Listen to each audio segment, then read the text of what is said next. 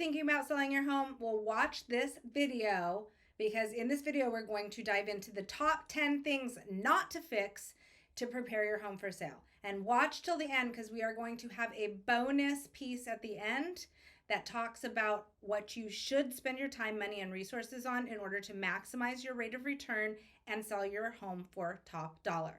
I'm Shamika Fox, your Santa Cruz real estate expert. I've been selling real estate in the Santa Cruz area for over 20 years now.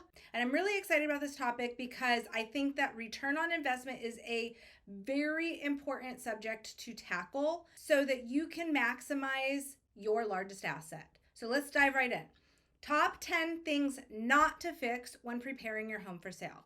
Number 1, do not do major renovations. If you're living in your home and you want to remodel your bathrooms and or your kitchen for your taste and so that you can enjoy utilizing it, then do that.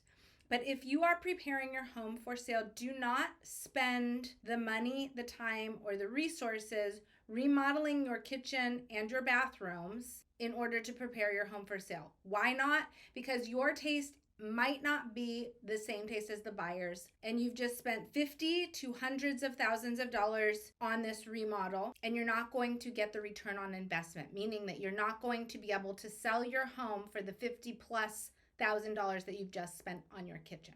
Now, what you could do instead is update things like your fixtures, your light fixtures, your faucets, your vanity hardware, your cabinet hardware. You can paint. Those things you'll get a great return on investment because it gives it a little facelift within a price-effective budget without breaking the bank and spending hundreds of thousands of dollars on remodeling the bathroom and the kitchen.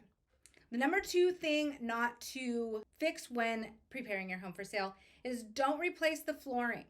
If you currently have luxury vinyl plank flooring and you are going to choose a new luxury vinyl plank flooring, don't do it. Why not? Because the buyer might not like what you choose. Now, if you have carpet that is soiled and stained and it has seen better days, I would actually suggest that you replace the carpet because it's not very expensive and that will just give it a fresh new look. Also, carpet harbors a lot of odor, and when I make recommendations in preparing your home for sale, I always want you to deodorize your home. So replacing your carpet, yes. Replacing all your hardwood floors, no. Replacing all your engineered flooring, no. If you do have beautiful hardwood floors, you could refinish it if they look worn and tired. Number 3 thing not to fix in preparation for selling your home is don't fix cracks in your driveway or in the walkways. Why not? If you do it right, they actually have to jackhammer the areas out and then re-pour concrete in both the driveways and the walkways. So it's very expensive and it's not going to give you a huge return on investment. That said, if you have a walkway that is made out of brick or made out of stone or something that is easily maneuverable, you can make that look flush because the home inspector will actually call out tripping hazards with regards to pathways that are uneven. But do not start jackhammering your driveway because you have cracks in it. You're not going to get a great return on investment. Number 4 thing not to fix prior to selling your home is don't replace your roof. If you choose a composition shingle roof and your home is a Mediterranean style home and the buyer wants to have a tile roof, now you've just spent $20,000+, maybe more, $40,000 on a new roof, and the buyer wants something completely different, so they're not going to pay a premium for a roofing system that you've just selected because that's not the roofing system that they want. Now again, we're trying to maximize return on investment, and so if you're making selections based on what you want instead of what a buyer wants, you're going to be chasing good money after bad. That said, if your roof is worn and damaged and needs some repair work done because it's leaking or there's issues with it, you should absolutely do those repairs so that there is no current active leaks in the roof, but don't replace the roof. One thing I would suggest is you get a few different estimates for what it would cost to replace your roof with different types of materials. That way a buyer can take that into consideration when they are writing their offer, and you've preemptively given them a cost analysis for the new roof so that once they get into escrow, if they decide to use the most expensive roofer in the county, which I can guarantee you any buyer who's going to try to renegotiate will do, their estimate might be 2 times or 3 times the amount of an estimate that you can provide to them by another reputable roofing company. So do provide multiple roof estimates based on different materials that a buyer could choose so that the buyer can make a good decision, but don't replace the roof for them. The fifth repair I would not recommend doing when you are getting ready to sell your house is don't replace your front door. Good, beautiful, solid wood doors are very expensive. They're very expensive to buy and they're very expensive to hang or install. What you could do instead is paint the front door. Paint it a new color or stain it if it's wood. Make it look fresh and beautiful, but there is no need to replace the front door in order to sell your home. Number 6 thing not to fix when preparing to sell your home is don't replace window coverings. Window coverings are quite expensive, and a lot of homes that I go into prior to us listing the home for sale on the market have old window coverings, like dated curtains. They might be too florally for the buyer's taste, or they could be those old blinds that always get the strings stuck and you can never get it to line up exactly.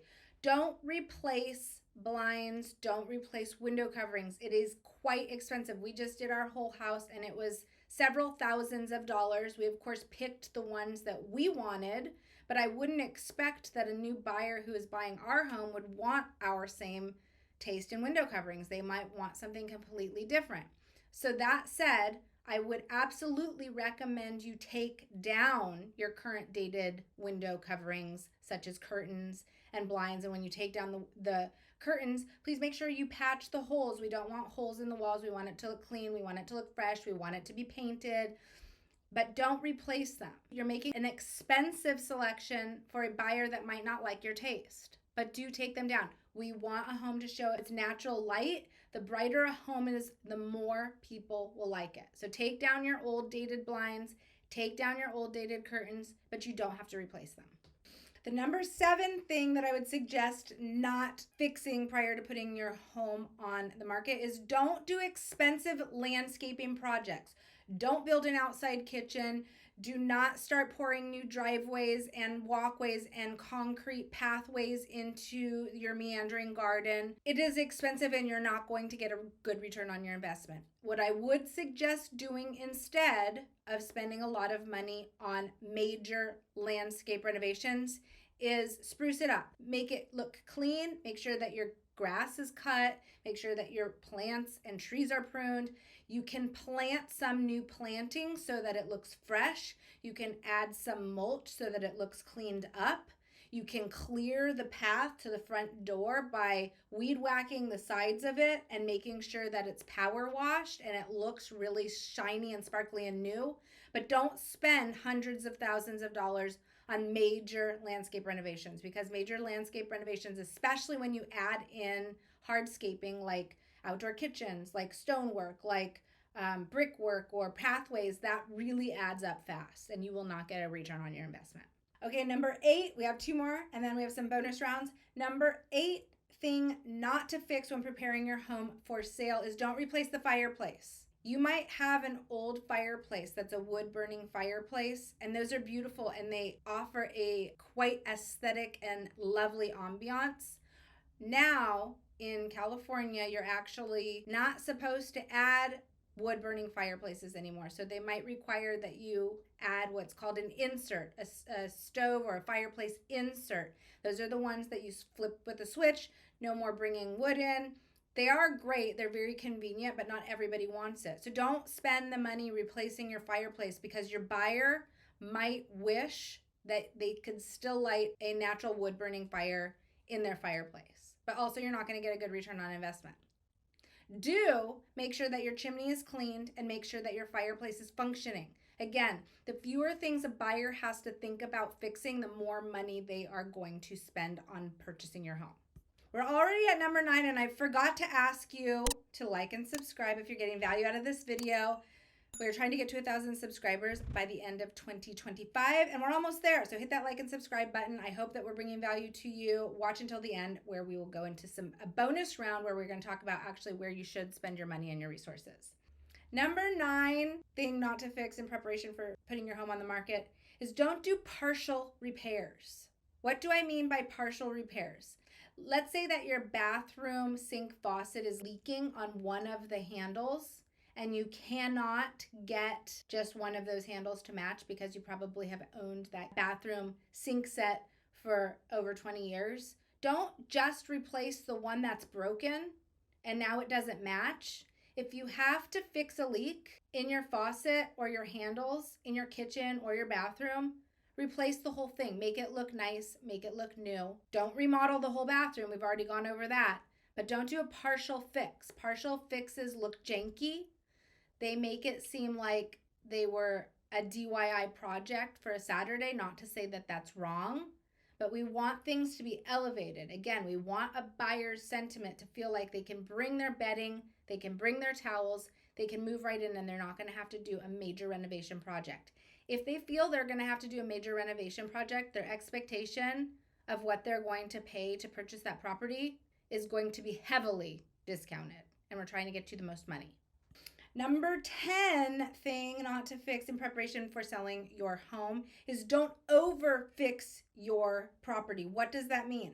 If you live in a neighborhood that has modest ranch style homes built in the 50s, and all of a sudden your home is a 4,000 square foot super modern home with all state of the art technology, all state of the art appliances, brand new everything, all of the homes in that neighborhood are going to bring your value down. You've overbuilt the neighborhood.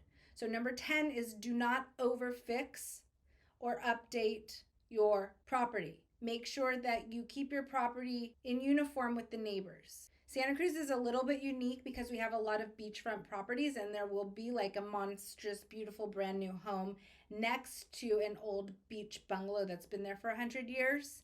And the beautiful home will slightly suffer because of that neighboring property, but it is a different sentiment because you're buying a beach property. But generally speaking, you want to keep your home in uniform with the neighboring properties. If you overbuild it, the price of the other properties will bring your value down. So you will have spent more money than you'll be able to recoup in order to sell your property. If you are building your home for yourself, though, and you want something specific, again, do what you want for yourself. But we're talking about what not to do to prepare your home in order to make the most money. So don't overbuild the home.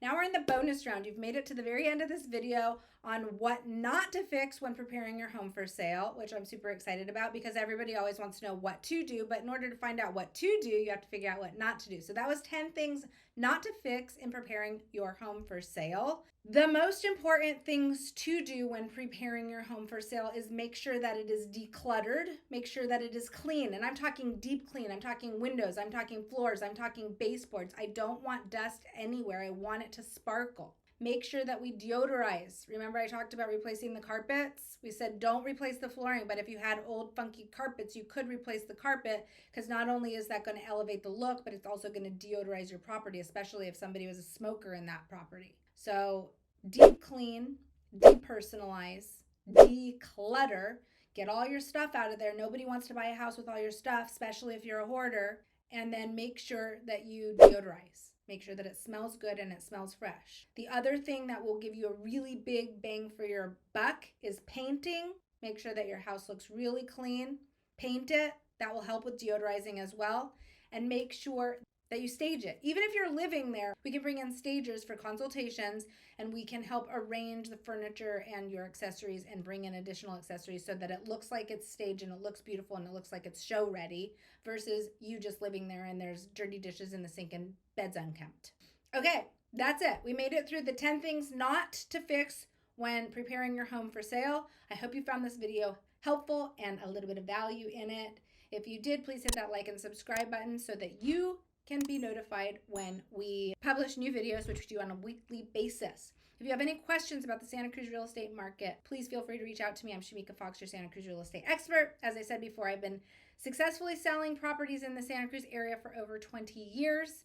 And if you are thinking about buying or selling outside the Santa Cruz area, fill out the form in the pinned comment below, and I will connect you with a wonderful realtor in your area. Thanks for tuning in and make it a great day. Until the next one.